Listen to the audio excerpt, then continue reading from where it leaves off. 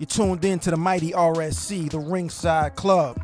Before we get into the podcast, like we always do around this time, it's survey time. So fellas, the question to go around the ring is, wrong answers only, who buys the WWE?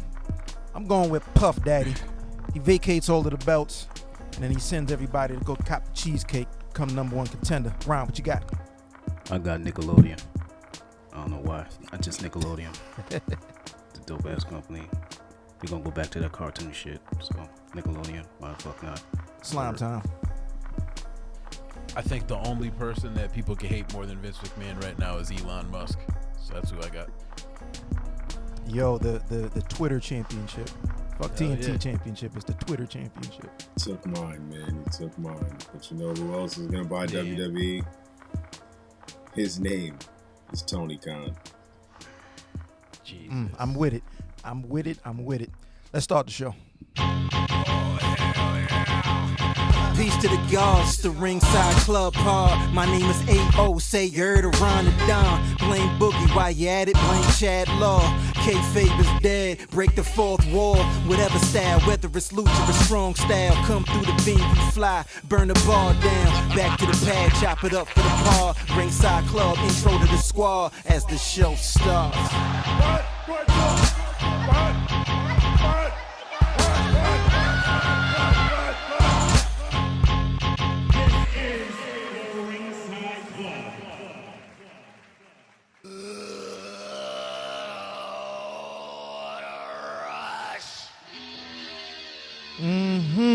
Peace to the gods, and of course, peace to the earths.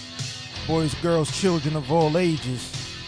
You are indeed tuned in to the Ringside Club, the RSC.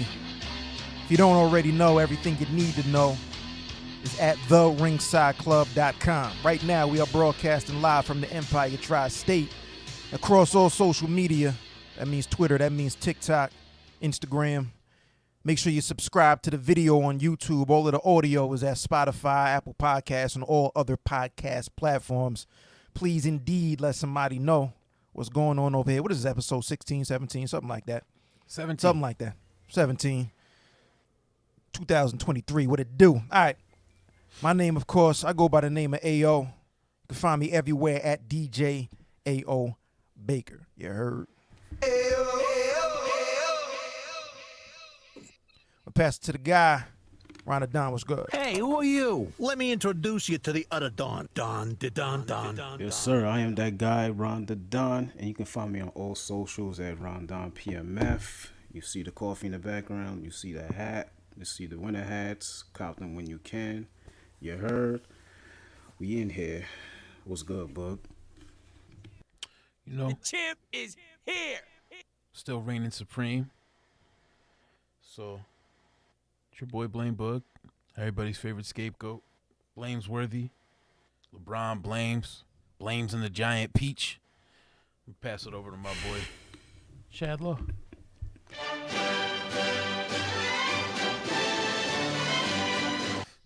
It's the kid, Young Godiva himself, the bruv, Le Garçon Law. I'm in the spot right now. It's the Ringside Club, yet another edition. About to give you guys a couple of thoughts that have been running off in our group chats. You know what I mean? Here to produce some good content. And that's that, man. I'm ready to pod. I'm feeling good. Triple doubles across the board. Feeling All four of us. nice. You know, we got some good topics across the board, fellas. It's been a hell of a week in professional wrestling. I know a lot of people are thinking that we're going to jump on here and just ball wash the Vince McMahon situation and all that. But nonetheless, we ain't the dirt sheets, and I don't feel like we need to be speaking on any of all of that. You know what I'm saying? That's on the business side. That's on the back end. It's in the boardrooms. That ain't on the podcast. You know what I'm saying? All we can do is just focus on creative. That's just my PSA from the Chad Law side of things, courtesy to RSC. We ain't talking about this Vince McMahon stuff because we ain't next to Vince McMahon. You know what I'm saying? Bug and CT though, you know what I mean? But he ain't right there at the headquarters. Although he could be if he wanted to. You know what I mean? He could pull up. Nah, I'd be at arrested. any time. You know what I mean? He could pull up at any time. You know what I'm saying? But listen, this is what I designed for y'all. You know what I'm saying? I'm here. I'm a part of the staff. You know what I mean? But other than that though, Make it happen. Vince McMahon, yeah, man. I think we should leave that alone, fellas. I don't know how you feel about that. Yeah, absolutely. Although you mentioned it would be pretty funny if Tony Khan bought. What's interesting will be mad funny right now. He's the owner of the Jacksonville Jaguars. They're doing all right in the Yes, they playoffs. are. How funny would it be if WWE has to pass a Super Bowl WWE title over to the That'd be pretty Jaguars and fly. Tony Khan? Hilarious. I want to see that. That'd Shit. be dope. pretty fun. You know they'd God. give him the 24/7 joint though. I think Nah, Buffalo's winning this I year. think Jaguars actually got to like win. You know what I'm saying? They got to actually like do it. You know what I'm saying? Take a full throttle. Yeah, no, they got to win Yeah, a they Super gotta Bowl. take a They got to full win a Super Bowl, throttle. but they're in the So I playoffs though. think that should be, you know what I mean? That'll be interesting enough to even get past that. Once like that happens and it's like, yo, the Jaguars might win, then I think those conversations of like what WWE is gonna do is gonna be mad funny on all social For sure. platforms. Shouts to Lavish Republic. Now check this out. Lavish Republic, they represent the dream of being able to come from any social background and become successful without compromising one's integrity while protecting the right of freedom through artistic expression. Lavish Republic, live life lavish. Salute to that. Yeah, man. Word up, word up. Hey, Hit it up, libations. You know what I'm saying? Yes, sir. Ringside Club. Make sure y'all cop the merch. You know what I'm saying? Go to the Ringside Yo, Club. Hit that site. website, Facts. therinsideclub.com. We got the shirts. Yeah, shouts The out hoodies to are right there. any and everybody that listens to us and doesn't watch too. You know what I'm saying? Just the people that listen, that's fire. Nah, too. we got people on the audio And too. shouts to the audio. Yo, shout out to the homies Shouts that to the definitely be audio. hitting me like on the music side of things that are just like completely detached from wrestling.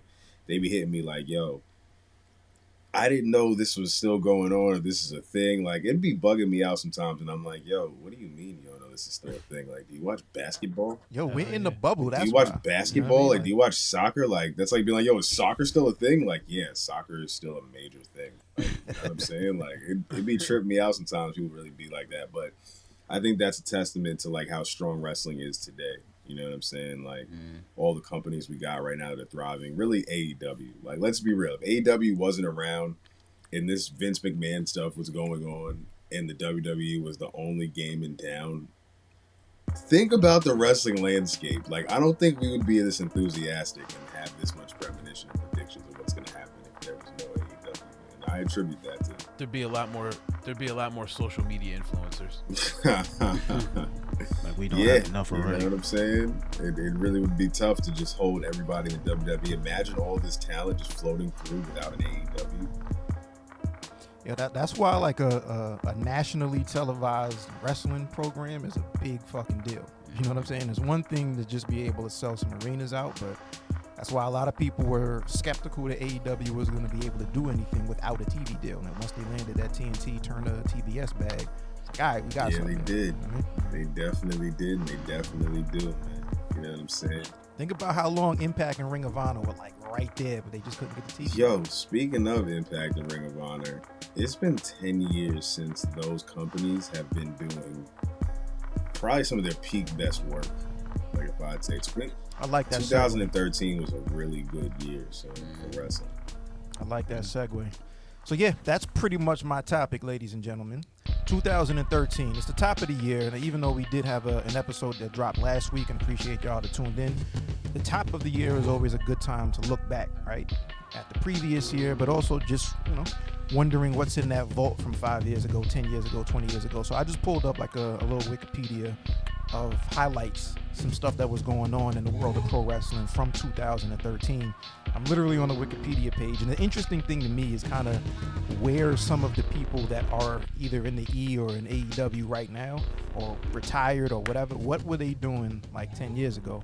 So like for instance, Okada was still on top, right? Wrestle Kingdom is usually the first major event of the year. He was in the main event of Wrestle Kingdom 7 10 years ago. Looking over to TNA, Samoa Joe, who is the current Ring of Honor. Funny how we kind of go full circle there. But Samoa Joe 10 years ago was in TNA feuding with Austin Aries. I'm looking at One Night Only Extravaganza. He was feuding with Austin Aries 10 years ago. Jeff Hardy was, I think, the TNA champion. I'm looking at this. He had a match with Bobby Roode and Austin Aries, triple threat match, and retained 10 years ago. This is all in January of 2013. What bugged me out when I saw this earlier, the Royal Rumble, which was in Phoenix, The Rock beat CM Punk to win that championship. And here we are 10 years later, we're talking about a possible Rock return to have that one last match and that feud and that run with Roman Reigns. And then Punk, we know what he's been doing with AEW in the year that he had, like a tale of 2 years almost. But that was crazy. And that was like the longest reign at the time. He was a 434-day champion. He was. So that was nuts. I'm going to scroll down over to like Elimination Chamber looks kind of interesting. Rock beat Punk again. And then we're going over to Ring of Honor. This is March now, their 11th anniversary show. The guy we now know as Kevin Owens. He beat Jay Lethal to retain the Ring of Honor World Championship. Like, this is 10 years. It's nuts to think that Kevin Owens, I think right after this time period, I think the next year is when he joined NXT. Question: was this Jay Lethal before the Ric Flair gimmick? I think he's always been doing that. I think he's kind of always. It's sick to think that like he's really really talented, but what most people know him for is the fact that he can do impersonations of Ric Flair and Randy Savage. Yeah. You know what I'm saying? In fact, I was listening to Talk Is Jericho podcast episode with Jeff Jarrett, matter of fact, which I thought would be interesting just because they both have so much history in pro wrestling. And Jeff Jarrett was pretty much saying that he was arguing with a lot of people in TNA to put Jay Lethal and give him more TV time because he does all these impersonations behind the scenes. So you need to, put that on TV. Yeah. So that's kind of like, I guess you can credit Jeff Jarrett for really giving Jay Lethal that initial TV push. But yeah, he's always been doing that. So, by the time he got to Ring of Honor, he had pretty much already been known for that Black Machismo gimmick. Well, not quite, because he would already had that run in Ring of Honor for, almost like 5 years prior. Runs. The 2 run. The second run. The main run was the second run. The young boy run was pretty much like where I was hip to Jay Lethal. Like when he was just being the young boy to Samoa Joe and shit. Before the braids, right? Nah, when he had the braids, when he had the funny braids though, you know what I'm saying, and the little fro and shit. He was just trying to. He was pure champion, and he was, he was coming up. He was coming up through the ranks. But yeah, it was pretty much all like Black Machismo. Pure champion or the TV champion? I mean, he did have a solid though. He gave us the foundation. You know what I'm saying? Jonathan Gresham was essentially born because of Jay Lethal. You know what I'm saying?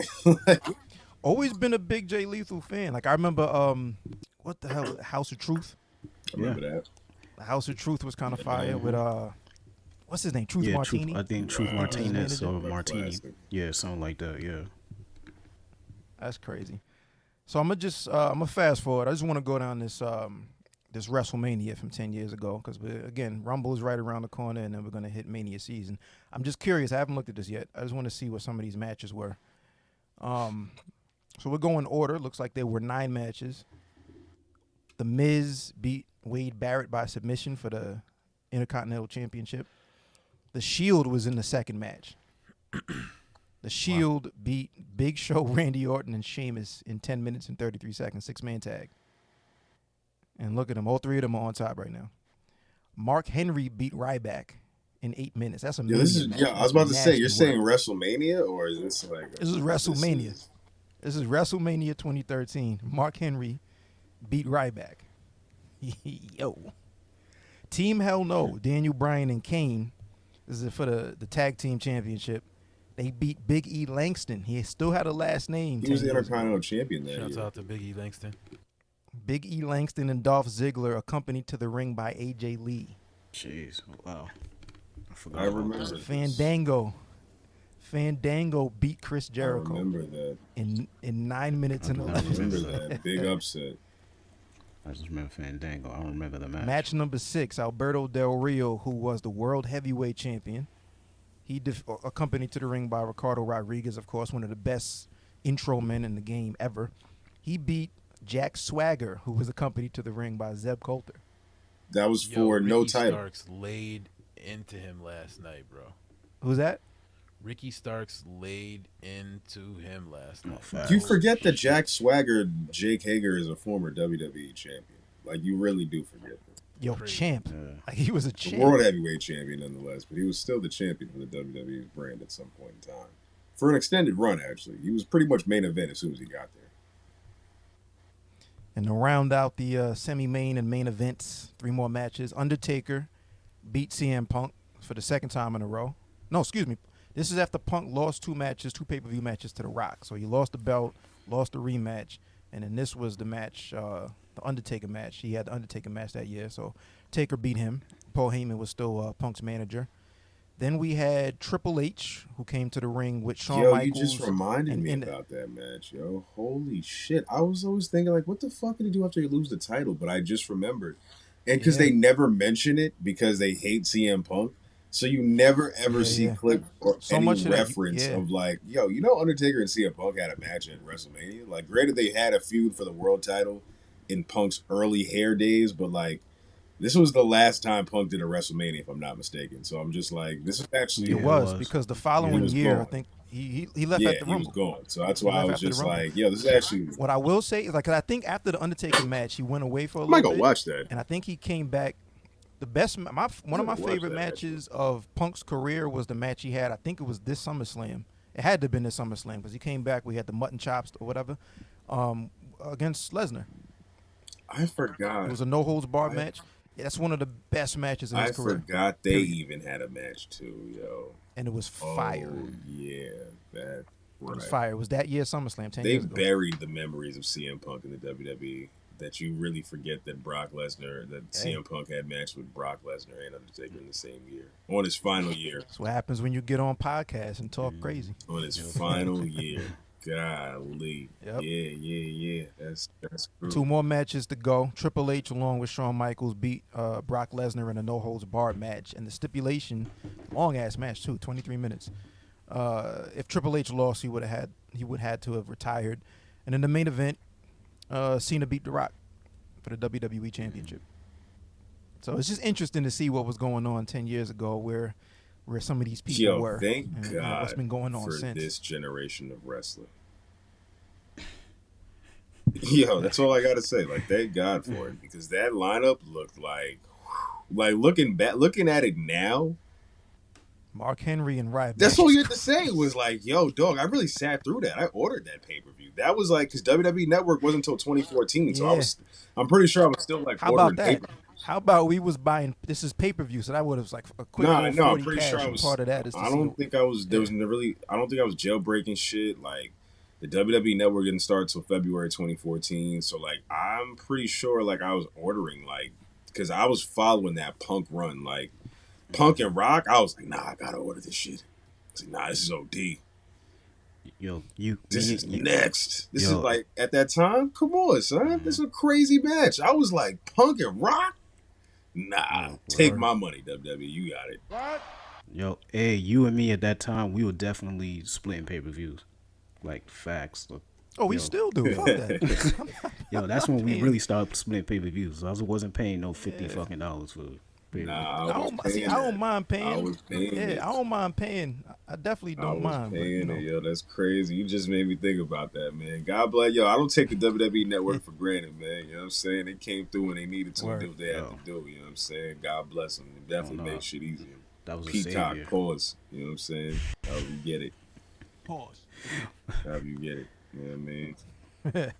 So yeah, throw it around. I don't know, like if y'all got any other thoughts about what was going on 10 years ago or not, but that's all I got. It's just interesting, again, like just to see where everybody was, who's still wrestling, who's hot right now, who's on top. Pause. You know. Pause. Yeah. I just remember the Authority and Daniel Bryan that year.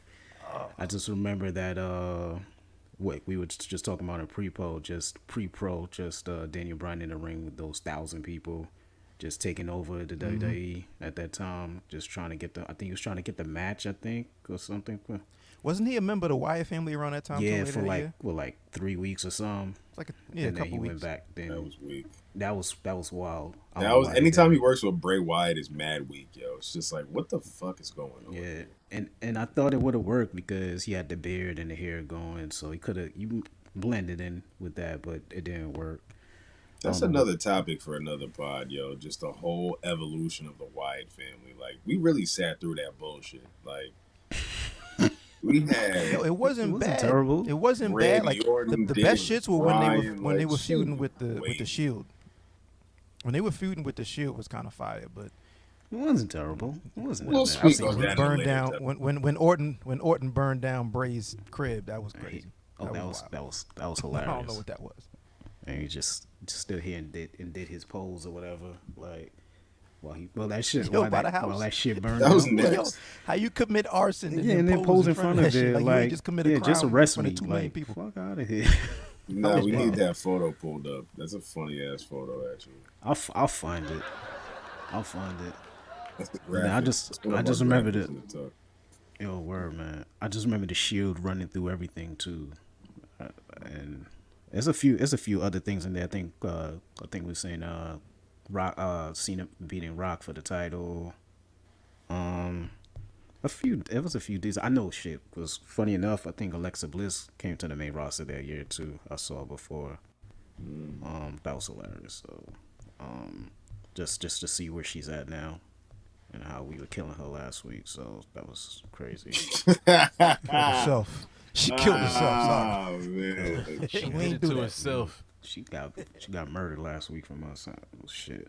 Yeah, that's what stood out for me was the Shield and was just Daniel Bryan on his run, man. Like the nigga took over. The man took over that year. So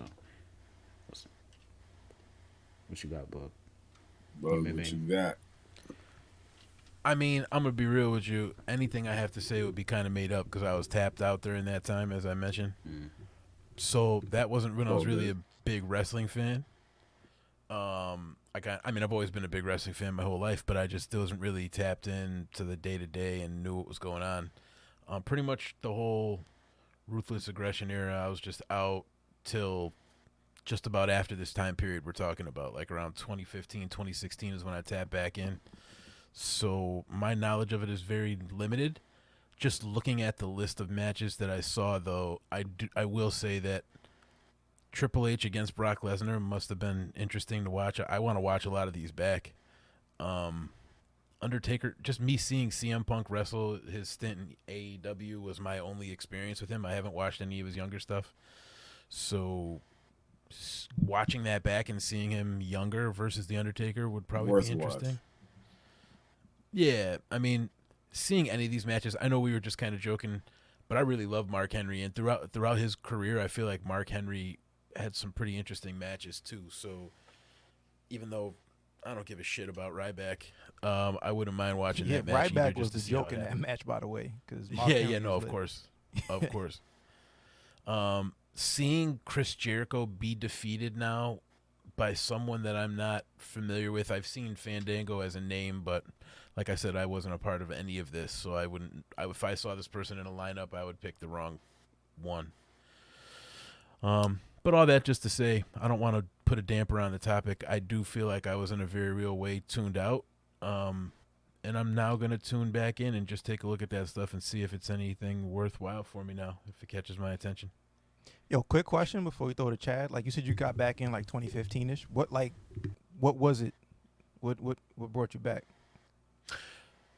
Might have just been that time in my life.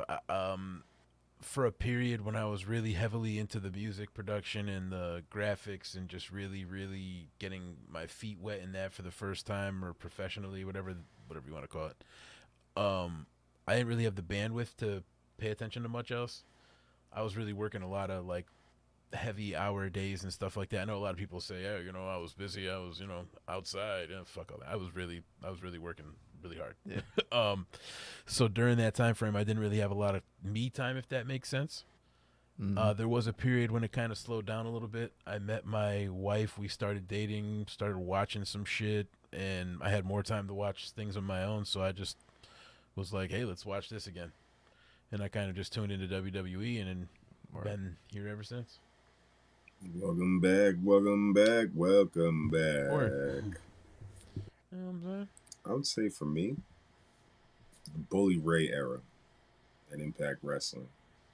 Highly, severely underrated for those that weren't paying attention. But if you were, and you sat through Aces and Eights like I sure did, you were in for a doozy, man.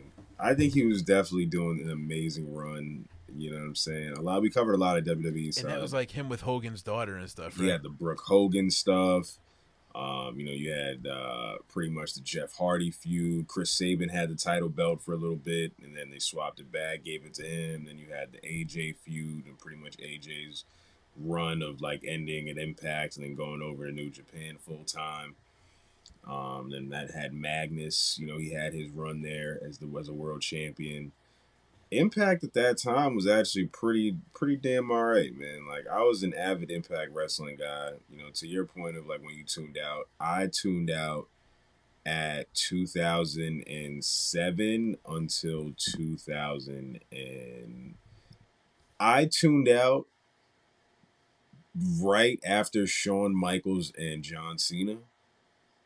That WrestleMania in 2007. Okay. Yeah, that was yeah, the yeah. last time I watched a wrestling pay-per-view, and I didn't tune back into any wrestling between Impact, WWE, Ring of Honor. I don't even know, like, life. You know what I'm saying? Like, as we all have our breaks between wrestling, like, I don't know where I was Moving at, where I around. was just like, I never watched wrestling on some, like, until the night The Miz won the WWE title. Because I was like, yo, The Miz won the WWE Championship? No fucking way. And that's when I was like, I'm back. Because right after that was his whole run, and that was him and Cena at that WrestleMania in 2011 with The Rock as the fucking guest host. And I was like, yo, The Rock's back? Nah, this is the best time to be back, man. I'm back.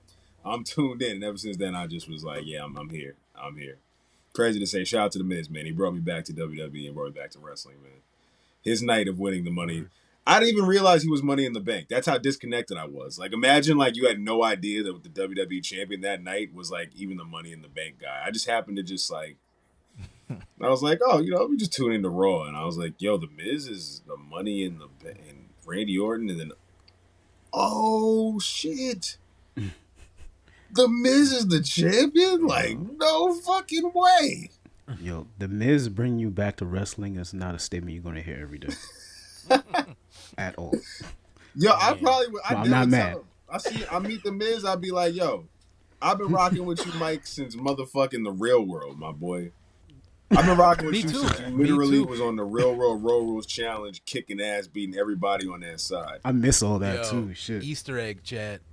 Do you ever notice his boys from that Real World episode be ringside? Yo, during Mark pay-per-views Long and be shit? at ringside all the time. I watched him. I seen him when I that's saw him at hilarious. WrestleMania this past one. I was like, get the fuck out of here. Mark is mad and tight. You gotta call it out next time because I don't know who these people Yo, are. he be bringing them. His homies be at ringside. Like when they be like geeked, when they be like jumping up and down, when it be a big pay per view. That's like people from the Real World and Road Rules. They be like having come through to the show and shit. That's where I knew Mike Mazanik from. You know what I'm saying? That's where He I was got. a nutcase then. That's where I knew The Miz from. So I was always like, yo, I fuck with it. You know what I'm saying? My man went from being a reality star to like actually taking this shit seriously and like killing it.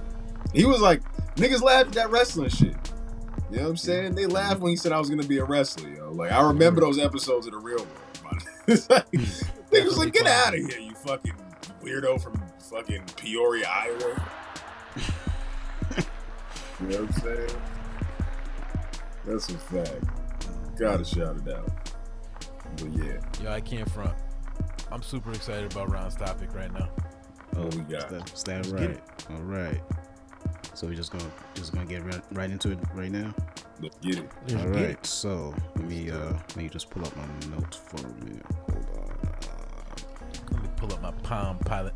All right. Damn, Palm Pilot. Shit. I was probably using that at that time. Shit. Palm Pilot. God damn. All right. So the question, the topic I had for this week is, let me see, is to create a 5 to 7 person faction to take down the Bloodline. Now, I mean to take down the Bloodline. Okay, so let me just start from here. So the Bloodline is running everything right now, and I think we assume that they may or may not start breaking up by WrestleMania or after WrestleMania. But here's the thing: what if they don't? So I said, okay, let's create a faction to really take them down, because whoever they've gone against they're not doing the job. So asked, like, create a 5 to 10 person faction to take down the Bloodline, and I do have like some stipulations, like 2 or 3 things. So hold on, what did I write? Okay, so all right, so you can pick whoever you want from any company, but you cannot have Brock Lesnar, Seth Rollins, or Kevin Owens, and it cannot be a current champion Of any company. of any company. It doesn't matter. It could be independent, mainstream, whatever. They could be sitting out right now. It don't matter, and you can't be a champion. So I'll What tell the you who, fuck kind of stipulation is this? because listen, because it'll be too easy. Guys say, yo, grab the best jobbers and mid-carders. Nah, Round them up against the Bloodline. Like, no, because what? it'll make it There's harder mad because names. we're all going to choose like the champions or whatever. That's so I said like it. But make that's it a more lot of fair. people, though. You pretty much trying to make the NWO. Like you said, set 5 to 7. No, 5 to 7, and I got 5 to 7 jobbers? Come on. No, I didn't say That's jobbers. It doesn't have to be jobbers. Nah, they don't gotta be jobbers. It don't got to be jobbers. Listen, I'll tell you my list. I got Mox. There's a convincing people in there. I got Moxley. I got Rich Swann and Willie Mack to go after the Usos. I got Adam Cole. And funny enough, it's weird. This is like my weird pick. I got AR Fox because I want to see him do more. That's just a weird ass pick. I know that because I like what he was doing in these few matches I've seen. He got some What's wrong with Chad? some different shit. Chad hasn't moved. And then who's your manager? A manager? Shit. I didn't even pick a manager as yet. Who's the mouthpiece? Because I don't think it's any of them niggas. I'll put Adam Cole as the mouthpiece. Either him or Mox. Adam Cole is really dope on the mic. I'll put Adam Cole up against anybody. You know what I'm saying? Holy All moly. right. And then like my last 2, I got Bronson Reed like as the muscle. And Wait, how many? Oh, you did say 7. You said 7. I did say 7. I said 5 to 7. So man. those It's are gotta like be my. And then I got Braun Strowman because I like this dude and he needs to be doing something. So like I said, it could be anybody from any company. Pick who you want. I'm laughing at Chad. Can't yo. be a champion. Chad hasn't Can't be a really current champion right now. And Of any kind. See, it makes it You guys said challenging. Braun Strowman. I'm like, oh, man. Shit, I love Braun Strowman. I don't give a damn.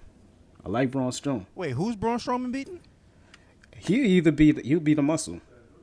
He might be the muscle. So he's lining up against Solo. Solo. Yo, you gotta give me a second. You might have Yo, to edit some of this 5. time. Keep out, it at bro. 5. Can I Keep it at can I 5. answer? Can 7 I is answer okay. kind of off the? Yeah, off go the ahead. cuff? Like I said, All 5 to 7. It doesn't have to be 7. It could be 5. So, before you gave that stipulation, what my idea was, because I love video games from back in the day, I always like when you could play with like the all-time team. So I'm like, yo, I'm gonna pick somebody that I really wanna. I feel like a matchup against these dudes. So this is just a fantasy book, real quick, while everybody gets their real picks. But if I were to pick an all-time team, I'm going with High Chief Peter Maivia, Yokozuna, Jimmy Snuka, The Rock, Afa and Sika, and then Samoa Joe. And the manager would be Mr. Fuji, just because I think it would be funny to see Mr. Fuji versus Paul Heyman. Yo, we are connected in brotherhood because that was the fantasy faction that I was going to build if I had to build it. Yo, that's so fire. And it actually is crazy because I was going to do Rikishi, Grandmaster Sexay, Gotti Too Hottie. See, I'll substitute the Sammy kookiness for them two. So, like, I'll have them, Rikishi, Jacob Fatu, Samoa Joe, and Teddy Long as the mouthpiece. Nice. See, Jacob Fatu is running through Roman Reigns' first match. I don't care. Fight me. but you see, I was gonna say Samoa Joe, but I was like, he has the TV title right now. So Oh, yeah, all right, you're right. see, Oh, and God damn see, it. that's why I try to make him All a right. challenger. All That was my first pick, Samoa Joe, but I forgot he had the title. So I said I was gonna do the Samoa Joe thing where he was like, all right, I'm another Samoan, and you talking all this shit over here. But I'm just gonna come think over about here. it. If we really think about this, there are people in AEW, just AEW, that don't have titles. We can make a faction right now that'll kill them. All right, so my NWW, the easiest answer for me is like you have a ready-made faction with the Hurt Business right now. Right? Yes, You have thank like, yeah, you got super level Bobby Lashley who in a real fight busts Roman Reigns' ass, so he's the world champ, Universal champ, done deal. You got the tag team Shelton Benjamin and Cedric Alexander, done deal. You have Omos is the young boy, he's the enforcer, so he's lining up against Solo. MVP is the mouthpiece. I just need somebody to go up against Sammy? So Sammy. you got to get like a funny. So I gotta get a white boy. A funny white boy. That's mad funny. We both Yeah. were about to say and thinking a funny white boy. You need like fucking. Riddle. Yeah, Man, that was good. Riddle. Riddle. But if I'm piecemealing, so that's my current. Everybody's current, whatever. If I'm going eras, my tag team is the Japanese tag team of Bam Bam Bigelow and Big Van Vader. Oh my god. They're busting the Usos' ass. Pause. If I'm going, yo, come on, man, come on, man. Damn. If I'm going world championship, Hogan. I know we hate him. Come on. I can't do it. Nah. My spirit, the spirit is not willing. Anybody but Hogan, man. I'm sorry, I gotta put that in. No Hogan. Fuck Hogan. The spirit I ain't can't do willing. Hogan, man. Yo, I don't know. I might go like ECW, like Rob Van Dam, maybe. That'd be an interesting little styles clash, no pun intended. Sidebar. Or I might go Japanese era AJ Styles. I might go. So that's the world champ. That's the tag team champs. I need an enforcer. Arn Anderson, fuck it. He is the enforcer. He's the namesake. So we just going all over the place right now. Yo, I'd take main event Mafia. Yo, this the Nah. I'm going you, Ron I'm Simmons. doing main event I'm Mafia. going Kurt Ron's Angle, topic Roman was gonna throw Reigns. us off for a loop, yeah. Ron Simmons. I'm going Ron Simmons. Not Farouk. I'm going Ron fucking Simmons. Like just after Doom when he was the first black NWA champ. Like I'm going Ron Simmons. I can put him in the world champ. I can put him as the enforcer up and down the card. And then somebody goofy. I don't know, man. Somebody goofy against You need a Sammy. goofball. I need a goofball to go up against Sammy. Johnny Knoxville, bro. Handicap match. Gerald Briscoe and Pat Patterson. The Stooges. Word. They We go up rounded out against the Sammy. faction, that's for sure. All right, bet. Sounds good to me. Holy Lord. Holy What an moly. eclectic group of names we mentioned. Well, listen, if I was really to choose a group of people to go against these guys that were not currently champions, okay, so pick whoever from any company, cannot have Brock, Seth, or Kevin Owens, and can't be your current champion. Can't be a Can't be a current current champion. champion. All right, bet. Miro versus Roman.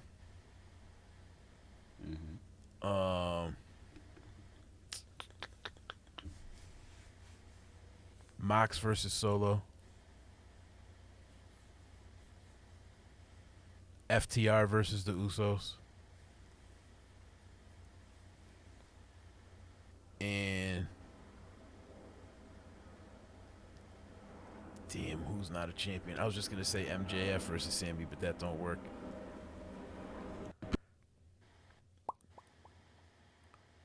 I'm just picking straight AEW people just for the argument's sake. Shit. That's what you want to do. There you go. Go ahead. Jericho versus Sammy. Okay. Yo, current Sammy Yeah. and Jericho would be a nice That would feud. be nice. Manager, I'm gonna pick Excalibur because he knows how to talk. Oh, I didn't pick my manager. I'm going Stokely Hathaway. Fuck it. Or All right. Okay. I'd say for me, I'm doing for the world title against Roman. It's gonna be Nick Aldis. Yo, my man. It's gonna be the national treasure. The national treasure. I think for the tag titles, it's gonna be, if it's gonna be current, I'm going to go with the Acclaimed because they're so over that it's like they were they got the titles. Them. Oh yeah, you're right. Fuck, they didn't lose the titles yet. All right, no titles. FTR. You can go with the the poor man's Acclaimed, which is Private Party. Yeah, I'd say FTR. For the Enforcer, I'd go Will Ospreay. I'd say for the Sammy role, give me Orange Cassidy. He's champ. Oh, yo, fucking everybody has titles, man. Atlantic. There's so many titles in this fucking wrestling. Yo, Ron. Shit is like boxing. Cheers to you, bro. I like this topic. This is a puzzle. That's what I said. This is a Yeah. puzzle. All right, so Damn, I didn't pick Osprey. I didn't pick Saber either. if not Orange Cassidy, then I'm gonna go with Miro against Sammy because he can play that comedy shit, but also be a killer. And for the mouthpiece, I'm still going Teddy Long. Out. And now that I think about it, I probably would have gone like a full, like Americans that shined in New Japan, like the All Stars. You know what I'm saying? Like, so we'll do Vader, Bam Bam, Osprey. There's a couple people, or you know, let's say Gaijins, non-Japanese that shined in New Japan. That's a good topic, though. I ain't know the rules, man. The rules was a hell of a monkey wrench, that's bro. why I was trying to throw y'all. Have y'all think off the top? You know what I'm saying? Because it's just too typical that just have the champion. You know what I'm saying? Not clearly, we all picked most of them. Shit, I almost picked pretty much most of the champions. Have to figure out who wasn't holding a belt. Shit is like boxing now. Everybody got a title, for real. Yo, facts. Word. That's why I said don't pick anybody with a title. I'm saying there's plenty of people. There's plenty of people around. Just gotta think a little bit. So there you go. Word. All right, well, I'll get into it. So, I'm not getting into this actual topic that's prefacing my topic, but it'll intro it. So, little rumors here about Shane McMahon possibly getting paid upwards of $800,000 to only work once in 2022. And the only time he worked was at the Royal Rumble and then was fired immediately after backstage for his antics or whatever. So, that's a lot of money. I can't say that that's as much as I've made, but I figured it would be a fun topic to throw around that's non-wrestling related to break up the topics a little bit and ask you guys what was the most you ever got paid for something where you didn't have to do too much work for it. I can start if you want, and then I'll toss it, or I can wait till the end. But for me, I'm blessed because I do a lot of graphic design stuff. I do a lot of different visual marketing, and with that comes a pretty hefty price tag for some things, and it's just industry standard. So I'm not really going to talk about the services because I'd be snitching on myself, but I have made a lot of money. That ain't bad. No. That ain't bad. Yeah, so I've pretty much been blessed to engineer my life to be paid for doing things that I enjoy doing, right? One of those things is DJing. Most DJs will tell you there's like a no request policy. The asterisk next to that is if there's cash, I'll play whatever the fuck you want. Essentially. Outside of our Robert Kelly and things of that nature, I'm just not doing it. We will not be stepping in the name of love. Come on. I'm not doing it. Not doing it. Can't do it. I dig it. Can't do it. So I don't know, like amount wise. Saudis will make you do it. Yeah, bands will make a dance. Hey, yo, be stepping in the name of love with the turban on. Like, hey, man, shit is what it is, King. It's what it is, King. Yo. But yeah, like there's been as simple as that. There's been a couple of parties where I've been doing my thing, and then somebody comes and they ask for a song and it's no, and then they come back with a 20, and then they bring their friends, and friends come with 20s, and you end up sometimes. Put it like this: there's been times where I've definitely made more in cash than I made for what I charged for the party. That's fire. That ain't bad. Shouts That out ain't to the bad. working man. and the party moves. Yeah, swig a beer for the working man. So yeah, Word. those are good nights. Just reminded me I wanted to drink tonight and I didn't. Oh well, we're good. I could say for me, we made a few dollars off the coffee, the hats, some shirts in the past. You know what I'm saying? And I made $1 too. Surprise, surprise! I was a drummer at one time, so Fire. I made $1 too off of that as well. So wasn't mad at that, but but the coffee and the coffee hats and the shirts, man, that was a blessing. You know. For sure. Anytime you can make money without having to physically do anything, that's fucking dope. Mailbox money, always Yeah. good. Shouts to all of the intellectual property owners too. That's Hell good. yeah. Those are good. IP. I'd say when I first moved to Atlanta, I was fucking with this stripper chick, and it was like the easiest money to me was when she This was guy always like, makes me "Yo, smoke. not only will I pay you to just come drop me off and pick me up from work, but I also pay you to fuck you and fuck me on webcam." And I was just like, "Yo, can I wear a mask?" And she was just like, because I was like, "Yo, I got a reputation to uphold. You know what I'm saying? I can't just be on webcam just slinging P. You know what I'm saying?" She was Yo, like, please tell me you were Pornhub Serpentico. yo. Yo, Lucha Underground, bro. Damn, Chad. Chad Jeremy. Yo, that was the quickest. Yikes. That was the quickest couple hundreds I can say I made. Like at that point of life, like for like 30 minutes, bro. It wasn't even long. You know what I'm saying? Like that was light, bro. I was like, yo. Now looking back on it, I'm like, yo. I understand how these OnlyFans cats be like, yo. I love this shit. This shit is easy money. You know what I'm saying? All you gotta do is just provide pleasure and getting paid for your services. It's like, man, listen, I can pay rent and life, just live off this shit. You know what I'm saying? Shout out to those pushing P. You know what I'm saying? Yeah. But bro, Salute, dog. I'm not mad. Word up. I can't beat I'm that. not mad. I can't beat I'm that not at mad. all. I'm over here. I played some music. Some people gave me cash. We could get the party started if you want to just throw something on. I'm sure people make. I got Cash App that night. She, you know what I mean? Time went by and she sent the Cash App, bro. That was like, yo, this love, yo. Shit is great. Oh, Louise. I can't be found though. It's all good. Yo, Oh man. Chad Bigelow. Nah, the Pornhub Serpentico is nasty. That's fine. Being a Ray Horace That's a is t-shirt. crazy. It's crazy. Yo, Ray Horace. Ray Horace is Horus. insane. Nah, yo. This brings me to the last topic. This is how I'm putting it in. Yo. Boys, I say Oh shit.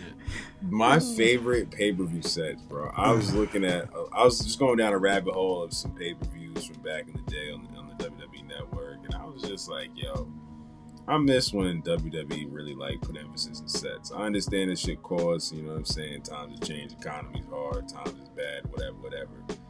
But like, I miss the era when like I damn near tuned into pay-per-views because I was ready to see the set. I was like, yo, what they gonna do with this theme? This theme already been leading up to it looking crazy. I'm ready to see what they're gonna roll out for the pay-per-view, you know what I'm saying? So I just wanted to throw it around the ring. What some of our favorite pay-per-view themed sets, you know what I'm saying? They could be, let's keep it specifically for WWE. Let's not think about AEW, you know, like let's just keep it strictly WWE. I would say my top two would be, not in any order, Mad Random, Taboo Tuesday. I thought that whole computer set was kind of fucking dope. Like, I hadn't seen that before. Like, them having the computer set up with the keypad, and I thought that set was dope. And I would also go with, I want to say it was, let me just make sure I got the right one. It was Armageddon 2000. I like that one. That was the 6-man Hell in a Cell. That was like the end of the world type of theme. It was just mad junkyard. It was a junkyard theme basically. A whole bunch of empty cars, hay barrels, gas canisters, and just a blank ass Titantron that just looked mad deserted and plain. And it should maybe even my top 3, if I had to round it out, because those were so fucking random. I'd say anytime they're at Madison Square Garden. Madison Square Garden one was always like pretty dope, just because it was just so simple and up that like tunnel. You know what I'm saying? I'm missing some, but I don't want to just list out because we all might have 2 different ones to go with. So that's why I would say, like, for me personally, I like the Armageddon, Taboo Tuesday, and the MSG. Anything Royal Rumble 2008. You know what I'm saying? Survivor Series. Any of the pay-per-views where they had that MSG, feel. And it's just the New York shit in me. But we're gonna throw it around the ring. Give me y'all 3. You know what I'm saying? Sets that y'all love the most. For sure. I'm gonna go with the first ECW. What is it? What's the reunion joint? One Night Stand. The first One Night Stand, was that Hammerstein? That was a Hammerstein. Yup. Yeah, just because for the same reason that you were talking about MSG, there's just something about that building. If I'm not mistaken, I think that's where like the first Monday Night Raws were too. It's just you get the feel. You know what I'm saying? You get the feel like, all right, this feels like home. It's like that old ass comfortable couch. So just for no other reason than the arena that they were in. But as far as sets, I'm gonna go with 2 old ones. The first Buried Alive match, 1996, just because I had never seen anything like a grave, like just built into the floor. You know what I'm saying? They had a pile of dirt. Here's a grave. You got to throw your opponent, whatever. It was Undertaker versus Mankind, first Buried Alive match. And then in in '98 at Over the Edge, the main event for that show was Stone Cold was the champ against Dude Love. Vince McMahon was the special guest referee. Patterson and Briscoe were the timekeeper and the bell ringer. But it was just like a old junkyard. You know what I'm saying? There were a bunch of cars. They interacted with that. They were throwing each other on and off of the cars or whatever. I just thought it was fire. It just looks like we're fighting in this junkyard. I think Briscoe Brothers Body Shop was written on the side of one of the cars. They cared about paint. Sets at that. Little details too. Yeah, little details too. But I have like a soft spot for that set and just that pay-per-view because like that age-old question, if you're showing a non-wrestling fan a match or 2 or 3 just to tell them what this is all about, that's Austin versus Dude Love match holds up. Like that's a 5-star match for me because it was entertaining as shit. Like the crowd was at its peak. I forget. I think they might have been in like Milwaukee or something like that. Who was face? Who was heel? But that Austin was face. Dude Love was the heel. This is like, so going backwards really quick. Survivor Series was when Mankind, he had shaved the beard off, he cleaned up, he was wearing the tuxedos and all that. This was the same year. This was later on, I think that year. I might be getting my years mixed up. Nah, it's the same year. It's just later on that year. But Dude Love, he cleaned up. And then Vince McMahon had kind of got in his head and convinced him. He's like Mick Foley was playing basically the idiot. And Vince McMahon got in his head and said, you're my son. I treat you like family, whatever. So booed out of the building. He put in fake teeth. He had like dentures that he put in. At one point during that match, they came out of his mouth. Austin stomped them and threw them into the crowd. So whoever caught Mick Foley's teeth, I hope he still got them. That's a nice little keepsake. But yeah, Over the Edge in 98, first Buried Alive match, 96, and then the One Night Stand, ECW, just for the building. Wow, what you got? As far as in this era, I was really trying to think about a few things. Some of the things that came to mind was just like some of the NXT pay-per-views that was pretty well done for this era. But for the most part, when you think about just those really good thought out sets, I don't think about anything before the year 2001 because they took effort into doing the things and doing the sets. And some of the ones that stood out to me was just like the King of the Rings, some of the Armageddons. There was one WrestleMania one, I don't remember which one, It was one where I think fire was coming out of the set. It was coming down, like over. Shit. I'm trying. I don't remember. I think it was like WrestleMania '96 or '97. I think. Was it like the purple? Yeah, it was like it was 13. Yeah, that was it. Mania that 13. that one, yeah, that one stood out. But the pay-per-view set that stood out to me was SummerSlam '98 with the big ass skull. That's the one that stood out to me. That was a dope ass set, man. I was Taker in Austin. Taker in Austin. That was a dope ass set. And then fast forwarding to this era now, WrestleMania 33 with the amusement park set. And what I liked about the set was the ramp, where they had the graphics going in the ramp. And I just specifically remember, I specifically remember, I think it was kind of glitchy, but I remember when Randy Orton came out and he was stepping on the ramp and the snake was following like his steps. I said, yo, that's super innovative. And was like, yo, you're not going to see that anywhere else. So, I missed that guy, yo. Has it been like 2 years it's been out? Like, this is like insane. It's been a minute, man. Yo, it's kind of wild when you look at the WWE landscape and realize, like, yo, they're still missing Cody Rhodes, Matt Riddle, Randy Orton. Like, damn. Like, I actually really miss Randy Orton, yo. Yeah. Cody going to win the Rumble 2023, so, you know what I mean, straight. Yo, yes, sir. Anything's possible. Vince McMahon's back. He can just win this whole thing, and he'll headline WrestleMania. Yeah, you mentioned Gerald Briscoe earlier. It might be Vince and Gerald Briscoe, the last two in the ring. Vince McMahon versus Roman Reigns for control of the WWE. Yo, what's Vince's finisher? It's a stunner. It's got to be a stunner. I'd say like a frog splash. Yo, he disintegrated. Like he's just gonna jump off. As soon as he hit the mat, he would right combust. Now, I could see him like realistically pulling an angle lock. DDT, straight DDT. Real talk, you just DDT. Shit, no. Yo, if he tried to lift him up like for a power bomb, he snapped back and died. Right. That's why I say DDT. Yo, chill, he's gonna give him an old school like Jake the Snake. Like, oh, that was it, DDT. Man, if he. Yo, I thought of another set.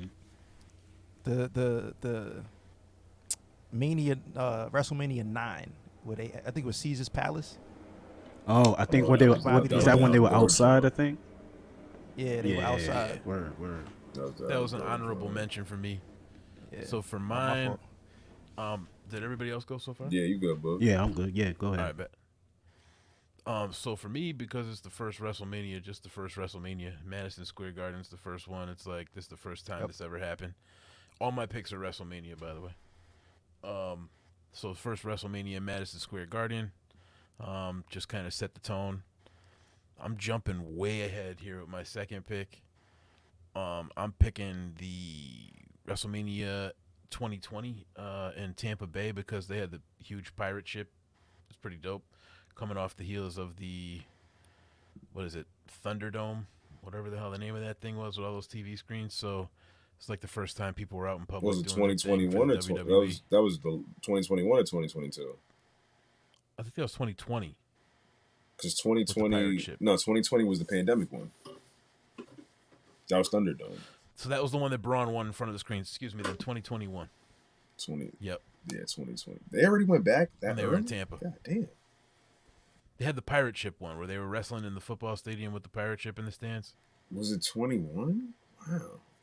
I was thinking they got back. Yeah, I'm not sure the exact They got back outside. It was just a dope set. Yeah. Yeah, it was 2021. I just and then my number one. Yeah, it was 2021. Where my number one set is just selfish. It's not even really a dope set. I mean, it is if you think about nostalgia, but WrestleMania 11 because it was at the old Hartford Civic Center here in Connecticut. And the card was actually pretty wild if you ever take a look WrestleMania at it, in Connecticut is fucking wavy. It's like the NBA All-Star game in Utah. It's like, yo, hell yeah. Having WrestleMania in Connecticut in this era is like, what? Yeah, back then it was dope though. So you figure back then like the casinos were first opening up and all that shit was going on in Connecticut. That's a pretty big deal. So what was that card looking like remote. now that you even mention this? Bro, So Razor Ramon with the 1-2-3 Kid versus Jeff Jarrett and the Roadie by disqualification.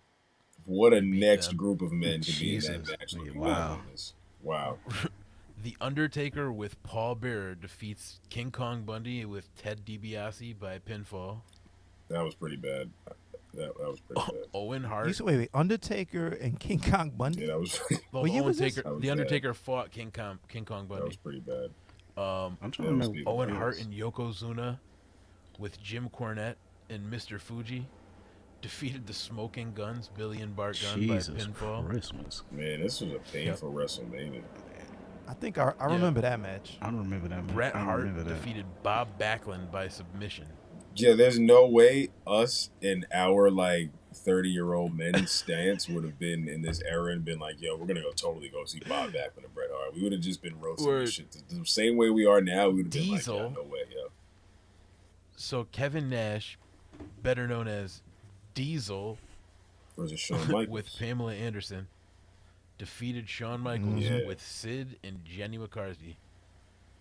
And then we had Salt and Pepper performing "What a Man." Yo, what? Nah, we might have slid. Actually, we might have slid. We might have actually slid. I This remember that. WrestleMania. Yeah. I remember Yeah. that.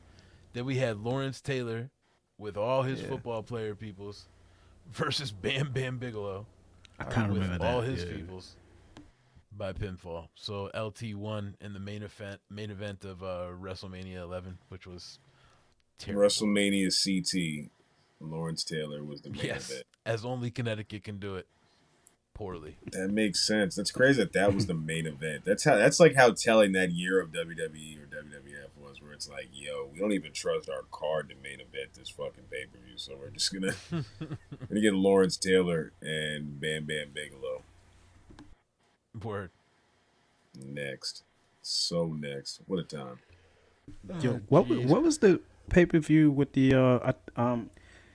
It was a cab going through like the Titantron, not the Titantron, but like the set or whatever. Was that a Royal Rumble or was that a WrestleMania? I think I know what you're talking about. I think that was. It must have been at the Yeah, I think Garden. it was at the Garden. I remember that, but I don't remember if it was a WrestleMania or a Royal Rumble. I think I know what you're talking about. Either a WrestleMania or like a No Way Out. And was that the one where I think Cena came back too? I think.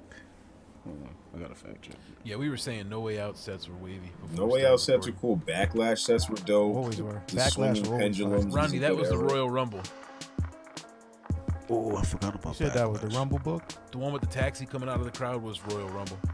Was that when Triple H and Cactus I think Jack? that might have been it. Yeah, It was when they were so. still at WWF. They had like a bunch of 2000. graffiti and debris through the whole like walkway. Yeah, Yeah. I think that was the one. I think Yeah, that set was fire too. I definitely named some trash sets. There's some way better sets. Capital but you know what I mean? Punishment was a Get how you fire die. set. I remember that one. Terrible pay-per-view, but dope set. TLC, when they had all the tables, ladders, and chairs, was pretty dope. Yeah, man, we named some good sets, man. I miss that era, yo. SummerSlam with the S. We didn't mention SummerSlam, but SummerSlam with that giant S was pretty dope. And not to mention the SmackDown set with the giant fist. That was always Yeah. pretty dope. I would love for them to go back to that. What a time. Well, I can take us the fuck out of here with this exit survey if get you it. guys would like. Yes, sir. If there was one style or one kind of match that you can watch for the rest of your life, but only that one kind of match. So if it's just a regular match, 1, 2, 3 pinfall. If it's a tag team match. If it's a dog collar match, but only one. You can watch any of the matches that fall in that category for the rest of your life, but only that category. What would it be? I'm probably gonna go submission match. I'm gonna go submission match. Like, give me like the Bret Hart styles, give me the Sabre Jr. styles, the Benoit styles, the Malenko. You know what I'm saying? Like, because that would attract whoever is the absolute nicest in whatever their style is. You have to win though. You gotta win by submission. You know what I'm saying? So I would go with that. I would go with the ROH style, anything that they were going through. Because I remember when we first started watching ROH, I think that's what really attracted me to that. And it felt like it was in between like the WWE style and like New Japan. It was like it was just as crazy. It was insane, but not kind of safe at the same time. So like I can watch that style all day, like because every match was ridiculous. So yeah, I could definitely watch like ROH like for the rest of my life. Mild hardcore. What you got, Chad? Mild hardcore. Like ECW, not CZW hardcore. Like, I don't want to see glass pipes stabbing tubes. But like, give me kendo sticks and the classic garbage cans, and you know what I'm saying, maybe an ironing board. The kitchen sink was pretty wavy, but hey, you know what I'm saying, those got used. Tables, ladders, chair. Essentially, give me a TLC match with a little bit of hardcore sprinkled on top of it, and I'm down for that consistently. Yeah, I'm just gonna go mad vanilla, white bread, stale. This guy's going Give Wonder. me a regular pinfall, 1, 2, 3 match. I'll take those for the rest of my life. Solid rules.